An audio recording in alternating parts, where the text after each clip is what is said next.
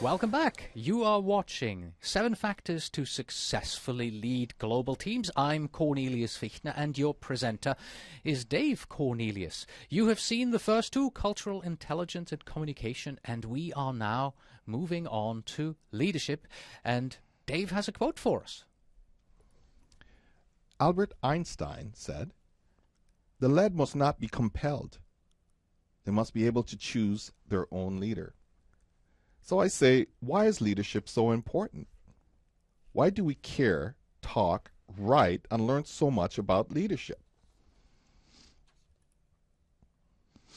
Leadership is getting others to follow you and your defined vision. One thing I say, in order for you to be a leader, you must have followers. Otherwise, whom are you leading?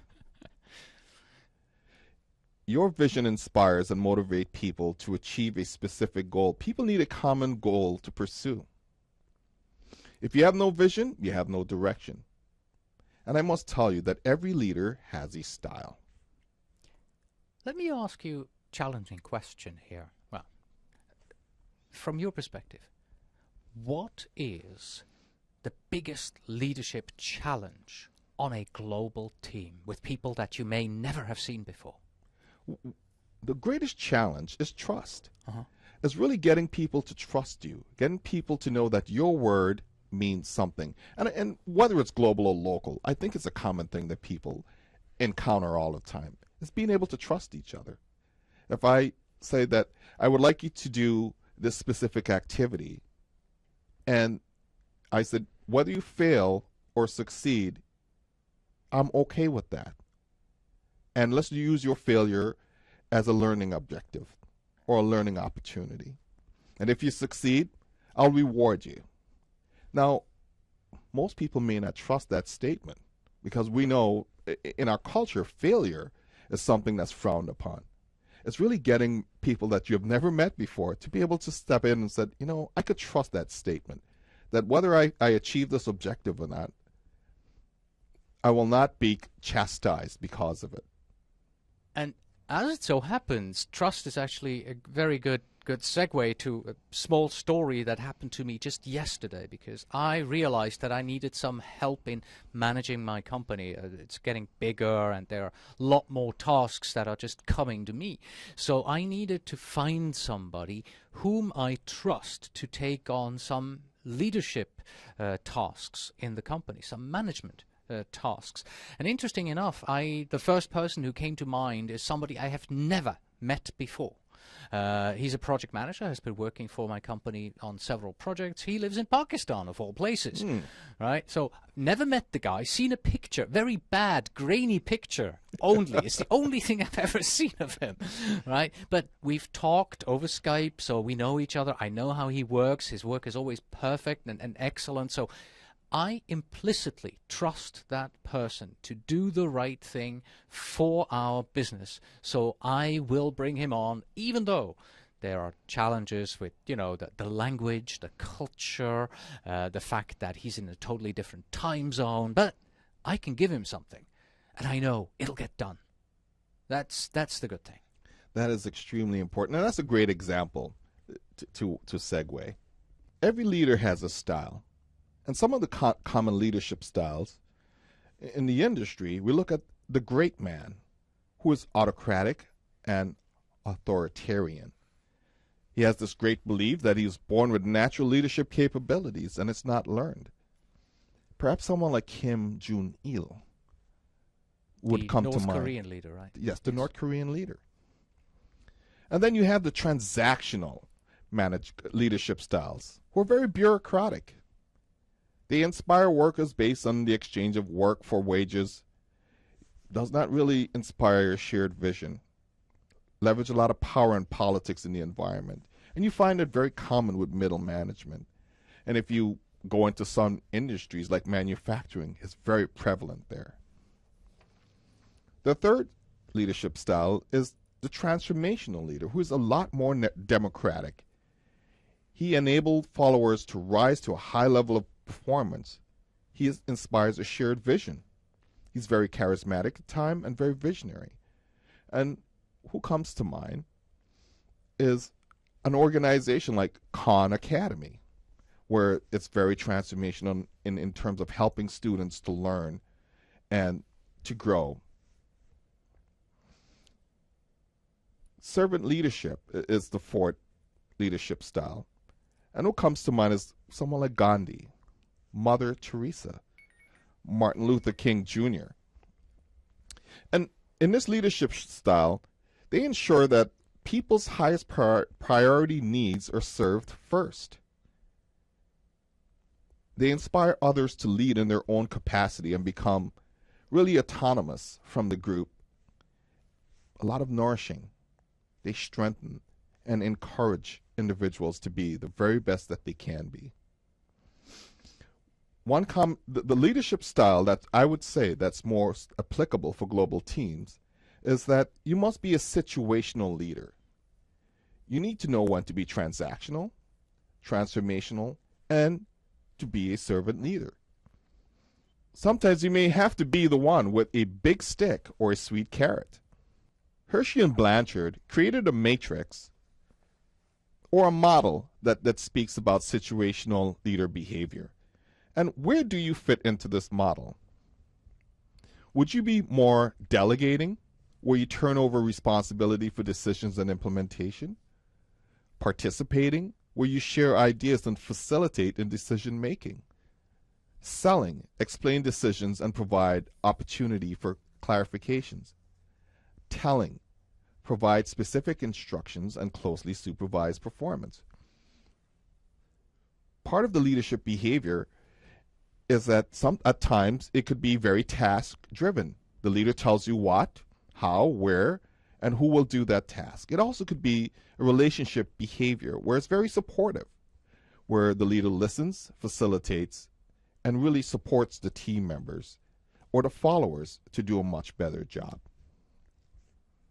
When you said, where do you fall into this model, I started thinking about this a little bit, and I'm like, yeah, well, I can't pinpoint where I fall. And then I remembered, wait, top left, the first word, situational. And of course, yes, this is situation. It depends on the situation. So, for instance, for example, bottom left there, delegating. Just told you the story of the project manager in Pakistan, right? To him, I would delegate my tasks. Just give it to him and say, here, take care of this, solve it for me. We have administrative people on our team. Those I would use the telling approach. I would need to tell them specifically what needs to be done. Then I also have a team leader, a person who is in charge of multiple team members, and she will be assigning tasks to them. To her, I would use the selling. I would sort of explain to her the goals, the ideas of what we're trying to do, and she can then deal with the individual task assignment. And now here's where the problem comes, because as a situational leader you have to be able to switch from one to the next. Okay, so I told you about the telling and the administrative people we have down on the bottom right, but we're currently starting up another agile project in our company using Scrum approaches. So Scrum, more top left, participating, sharing ideas, facilitate in decision making. Okay, so I have one of the team members from the administrative area working with us on that Scrum project. I find it extremely difficult not to be telling, because I'm so used that she is more of an administrative person on the team, so it's more of the telling approach. But I really have to bite my tongue and say, well, you know, this is... I really have to use the participative style with her. And it's very difficult because, you know, I'm so used to seeing her in that box of admin, must tell, must explain in detail. So to me, as a situational leader in our organization, it's actually a problem to take the people, to lead the people, to guide the people based on the situation they are currently in. And that is very true. This model helps you as a leader to adapt to your followers, to ensure that they could perform at the highest level, because it's based on their skills. That really helps you to help them to move forward and to be more successful. Whoa, okay. It's getting more complicated. What are we seeing here, Dave? I see the top half. That's pretty much the same model that we've just seen from Hershey and Blanchard, right? But what is the whole showing us? The whole thing is really looking at the interaction between the leader and the follower. Because as I said before, if you have no followers, who are you leading? Right. So let's just give you some basic definitions. We look at readiness. We're looking at the ability and willingness to accomplish a specific task. And that's where the followers fit. Their ability, how much knowledge and experience and skill those individuals bring to a particular task or activity. And also the willingness, the extent to which the individual or group has the confidence, commitment, and motivation to accomplish a specific task. So if you look at the bottom part of this model, we're looking at the patterns that you would take a follower and his ability to deliver value from a low to a high perspective. So if it's very leader directed, you would see that the follower at the lowest point is unable or unwilling or insecure at that point in time. So you need a lot of telling at that point in time in that model. Right. If they're unable or willing, where there's a bit more moderate, low to moderate, they're unable but willing or confident. You still have lots of leader directed. So there's a lot of selling at that point. As the follower has more skills, more willingness, and more readiness, and you get into the moderate to high, they're now able but unwilling or insecure. And you do find that with certain people that you said, man, you have so much potential. And that's really where things have to be more follower directed. And when you get to the highest point of the scale, now they're able and willing or confident to get the job done. And where the leader then could start leveraging a lot of the delegating and participative type behaviors to ensure that those followers could help the team to achieve, the objectives that are established. And this is a full interaction between leader and follower as described by Blanchard. We're moving on to the next leadership framework that we have here. And at the bottom, very small, you see the source there, Patrick Lencioni, The 5 Dysfunctions of a Team. That is one of the books that he wrote. Okay, so how did you turn that book into this framework here? One of the things is that becoming a governor or a vice president at the Project Management Institute of Orange County, at the earliest part of your term, everyone is given a book to read. Yes. This was one of the books that was given, and it's a really nice, easy read.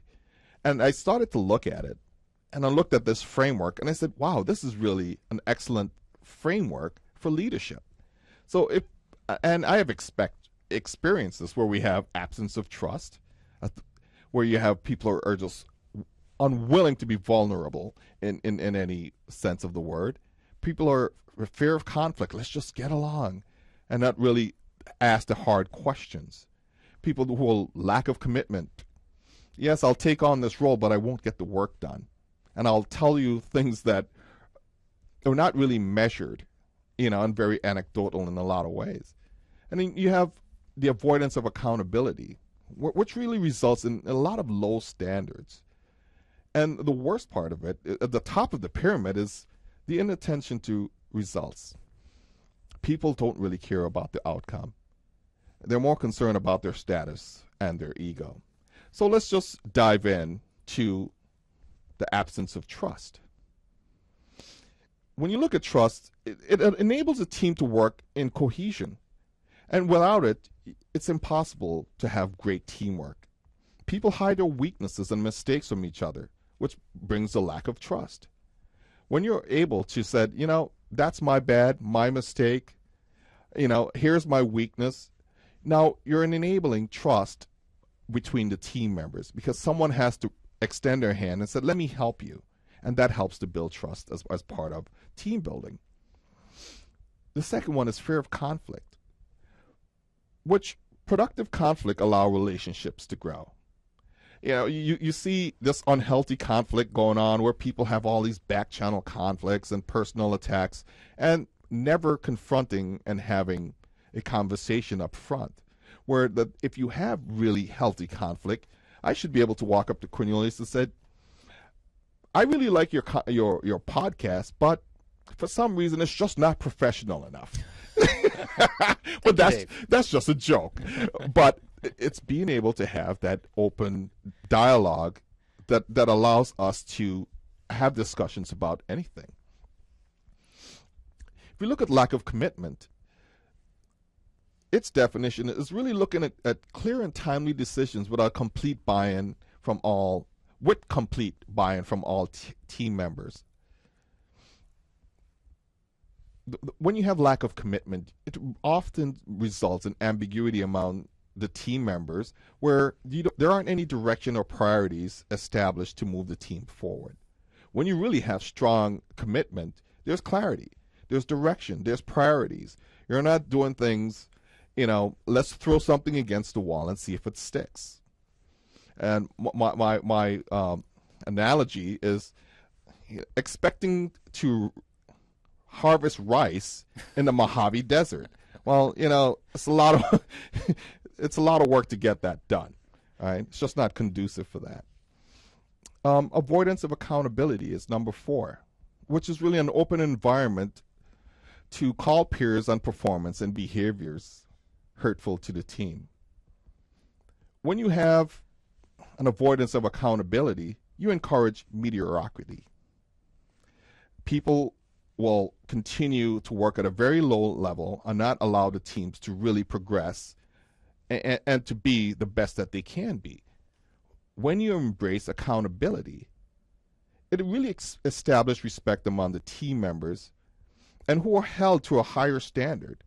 And a lot of people would rather someone come up and say it in a respectful way. I think that the effort that you're given or that you're giving is not at the standard that we've established. I think you have to do something. Can I help you to do it? Is there anything that I could do to do that? So now I'm combining the mixture of avoidance of accountability with trust, right? Trust, yeah. and also conflict as well, right? Because right. basically I'm starting to combine things when I could approach you in that way. And 5th, inattention to details or inattention to results is really neglecting the collective goals of the team. What happens when you do this is that the team stagnates. It doesn't grow. And basically, you can't really compete. Your competitor is always ahead of you. And so if someone makes a mouse and the trackball doesn't work, and you say, oh, that's okay. And the competition comes along and makes a mouse that its trackball works perfectly, they will overtake you. And I'm just using that as an example. When you really focus on results, everyone enjoys success and suffer and really moves beyond failure per se. So you could look at someone like Jack Welch when he came into GE, and he's heralded for turning that company around. Essentially, what he did was really paid attention to the results. What part of the company really produces revenue and what part doesn't? And that's some of the focus that you have to look at in terms of this framework. We are on the teamwork on leadership slide, which means this is the last slide in the factor leadership. Dave, what do you want folks to do? Well, what I would like you to do is to consider what leadership style you will use. Will you be the great man? Would you be transactional? Would you be transformational? Or will you be a servant leader? What behaviors will allow people to follow you? Are you going to be telling, participating? And how about Lencioni's pyramid of 5 dysfunctions to drive team collaboration? How will you apply those when you're guiding your team? Will you encourage conflict, healthy conflict? Would you want to try and make sure that you could establish trust, build commitment, have accountability? And most important is really paying attention to details. We've always hear that, pay attention to details. It's something that we must take a look at. All right, that's it for leadership. We will see you again in the next module when we will look at partnership.